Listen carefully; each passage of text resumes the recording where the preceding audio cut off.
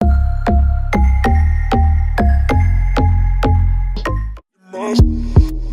me like you love me for life, even if it's only one night, even if it's only one night, night. 'Cause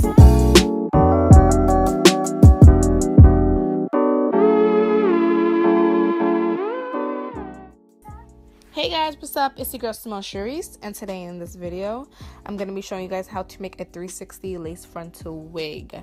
I'm going to be using hair from the hair company Yolissa. So yeah, let's go ahead and get started. This is part one of a two-part series. So I'm going to start off by putting my wig cap onto my canvas head. It's an adjustable cap, so it makes life 10 times easier and your wig much more comfortable. So when we're doing the wig, we want to make sure you see where the black line is, right? We want to pull the frontal about 1 inch forward for the wig cap. Now what we're going to do is, it's a little bit loose, you'll notice if you're doing this with me, and you're going to have to make little folds just so that when you're sewing it sews on seamlessly and there's no loose bulges or anything. Now this is my first time doing a 360 lace frontal wig, so bear with me guys, I'm learning with you just as we're doing this. What I did was, you can see I pinned everything down. Now I'm going to go ahead and just sew as close as possible to the hair. So I'm just going to go right ahead and go right around the entire head and just make, nice neat stitching. Now, this is a little bit hard because there is no lining, how a frontal will have lining. I kind of skipped through the process, so don't kill me. I wasn't proud of my work, but I still wanted to show you guys what I did in the video. So I pretty much did the same exact steps that I would do if I was doing a regular wig, sewing from left to right, left to right, left to right. So that part is fairly self-explanatory. If you're looking for something more in depth, this is not the video for you.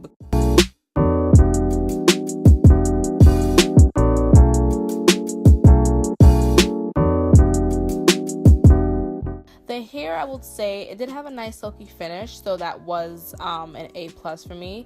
I used about 3 bundles that I was sent to create this look, and this hair is completely straight. The only issue I had with this hair is you have to definitely double the wefts, because if not, then the wefts, you can see that it's kind of thin right here a little bit. So I did have to definitely go back and add more hair because the wefts were not as full, But overall, I would say the hair wasn't a complaint for me. I wish the frontal was a little bit more fuller. Guys, also, I'm styling this entire wig in the part 2 video. I do not show you the back of the hair now because I'm still learning. That's how it looks inside. So it looks kind of like a wig. You can cut the black part of the wig if you want, or you can leave it. I decided to go ahead and cut it, but for future preferences, I probably would not cut the black wig cap inside, just because I felt like it was pointless. It felt more snug with the wig cap inside. So this is how the back of the wig looks, a 360 wig. And I tested it on my cousin's head because I couldn't really see what was going on, being that this is my first time doing this, as I mentioned before. So I kind of tested it on her head first to see how it looked on her head.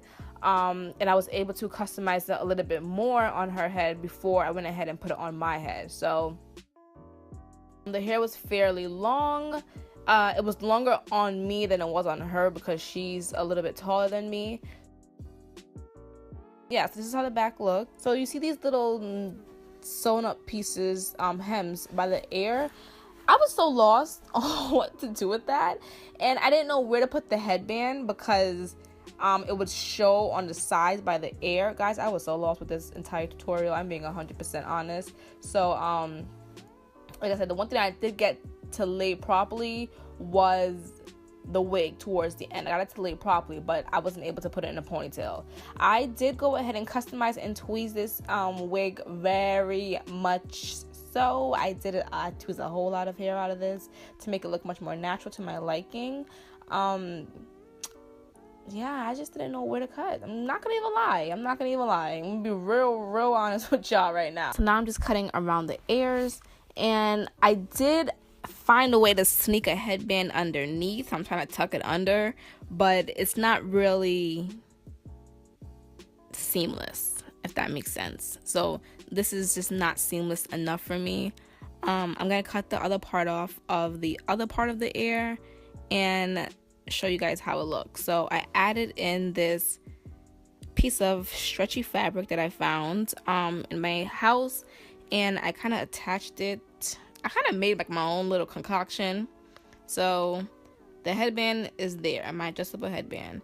Then I took some pieces of the fabric and I kind of added it to from the cuts of where one part of the ear was to the cut of the other part of the ear. So that's that little stretchy piece right there.